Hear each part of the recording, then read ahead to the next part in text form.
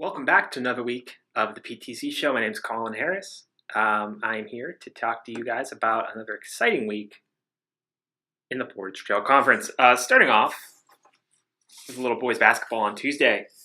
Mogadore got its offensive groove back, shooting the Crestwood Red Devils out of the gym to the tune of 11 three-pointers and a 71-52 cross-division victory. Zeddy Pollock and Casey Ruppel combined for 8 three-pointers and 37 points total to lead the way offensively for Mogadore, which improved to 6-5 on the season and made good on sort of an opposite performance on Friday when they lost to Southeast and were shot out of their own gym. Mogadore continues its run through the Metro Division as the Wildcats take on Springfield and travel to play Springfield on Friday.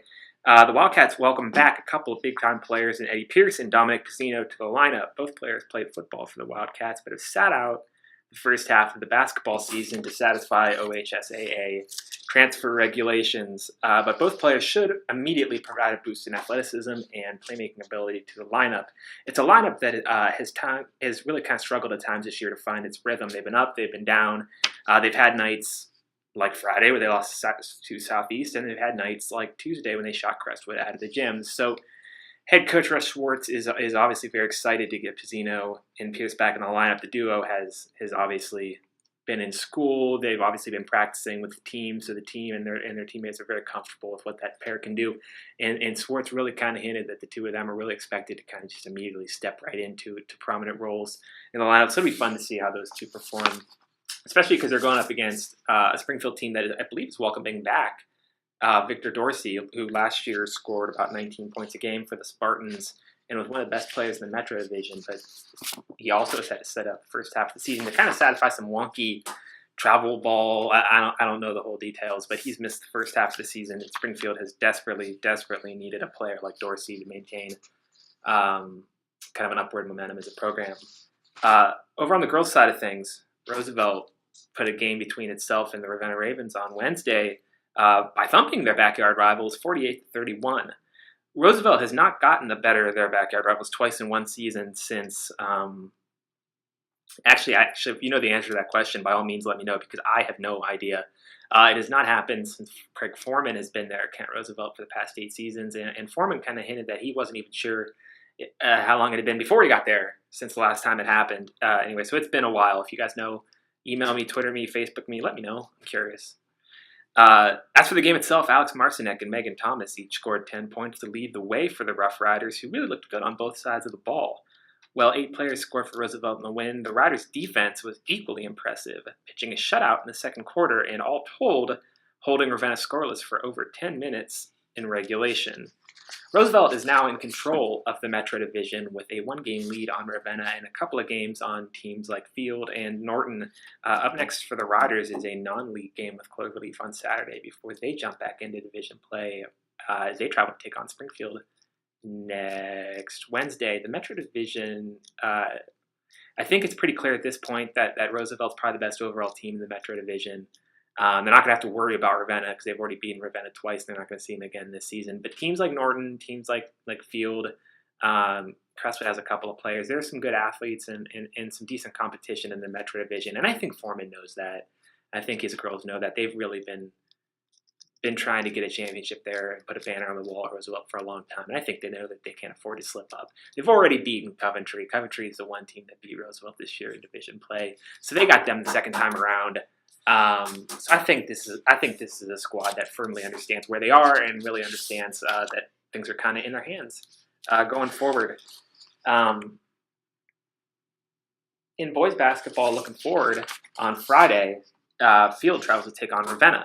Falcons and the Ravens are each 1 game behind division leader Norton. They both have 2 losses in the division, and Norton currently has 1 loss. Ravenna could not be kind of coming into this game with less momentum than they have.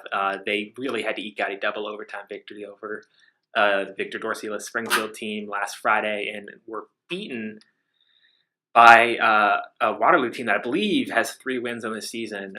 It was a clear athletic mismatch between Ravenna and Waterloo, but that didn't seem to matter because the Vikings managed to get a win.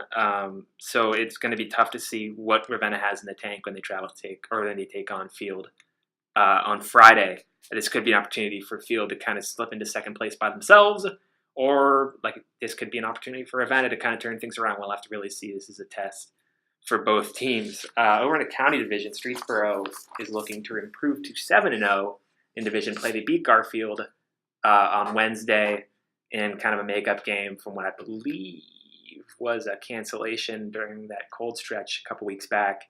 The Rockets host Rootstown. Not really a whole lot to talk about that game. Rootstown has really kind of struggled this season, and Streetsboro is obviously the favorite in that game. An interesting storyline over is Mogadore and Woodridge. They're both one game back in the division, but as I said before, Mogadore travels to take on Springfield. So Woodridge is really the only team here that's at risk of falling behind in the county division race. The Bulldogs travel to take on Southeast. I believe both teams have 2 losses in the division, so I mean, at this point, it's really out of their hands. Streetsboro's going to have to stumble a couple times, but it is important to make sure that you're in position if something crazy were to happen.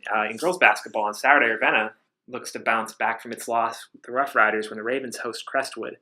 Meanwhile, Garfield over in the county division travels to take on Woodridge in what is the only PTC division game of the afternoon aside from the Ravenna game. The rest of the teams in the league are all playing non-conference opponents. I don't talk about wrestling a whole lot, but this is a big weekend for competition over on the mats in Firestone in Akron.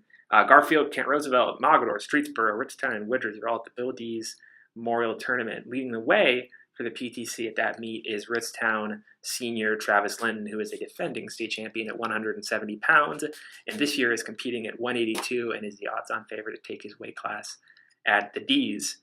But that's not all for wrestling, because meanwhile, Field, Ravenna, and Southeast will be traveling to the Top Gun tournament at Alliance High School, while Crestwood travels to take on Aurora in a dual meet. Crestwood is without the services of Aaron Yonker, a transfer from Garfield. Last Thursday, Yonker hurt his shoulder in a 4-team meet at Springfield. He dislocated it in the middle of a match, and from what I've told, that's the 3rd time he has injured that shoulder. He's had surgery on it twice. This 3rd one at least puts him out for a while. It kind of sounded like this might be it for Yonker, which is a real shame because he is one of the more talented competitors in the PTC. I'm no expert on wrestling, but I know he had a reputation as a talented competitor, and I know that Crestwood was very excited to get him into the lineup. When he injured himself at Springfield, that was only the 2nd time he had competed for the Red Devils this season. So my sympathies to Yonker, my sympathies to the Crestwood wrestling team. That's a real tough break. Meanwhile, that is it for another week of the PTC Show. As always, my name's Colin. You can tweet me at RC Sports Now. You can hit me up on Facebook at Colin Harris Record-Courier. You can email me at charris@recordpub.com, or you can just visit recordpub.com for more information on the PTC from writers like myself, from writers like Eric Clutter, Jim Mannion, Tom Hardesty, Tom Nader, Chuck Conley, Alan Moff over covering the Kent State beat. We got everything covered. Just visit us. We'll take care of you. And if you, by the way, if you know the last time that Roosevelt swept a season series over Ravenna in girls basketball, you let me know. And if you want to take credit for it, go for it. But if you want to make me look smart, you can anonymously drop me a tip. Anywho, that is it for another week. I am Colin. I have a sheet of paper here. I have a pen. And I'm going to throw everything at this. Bye.